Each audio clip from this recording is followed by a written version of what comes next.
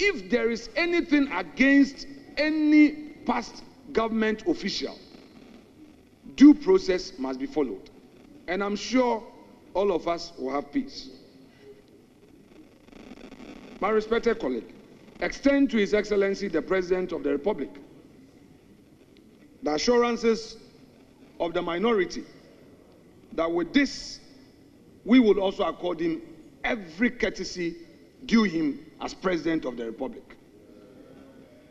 We would cooperate and oppose when we have to oppose.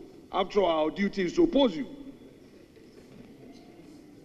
And we can work together as a people to represent our people and for our people to learn from us and to teach us and to train us and to help us to advance this democracy.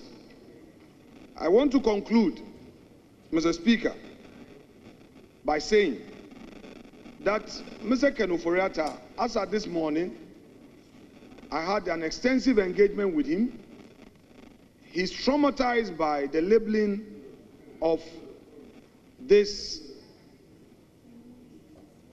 adjective described to his person.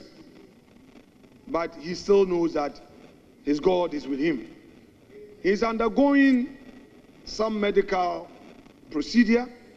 In fact, I had an early morning engagement with the Chief of Staff who confirmed that indeed Mr. Ken Ofori-Atta wrote to him and is in receipt of the letter.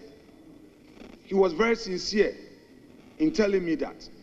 So within reasonable time, I'm sure he would come. I will also engage the Office of the Special Prosecutor, engage constructively, assure him and his office that if there was any miscommunication, I, as a leader of my side, is assuring him that the man will make himself available. He left the country with permission. He would come, and if there is anything that has to be investigated, he will make himself available.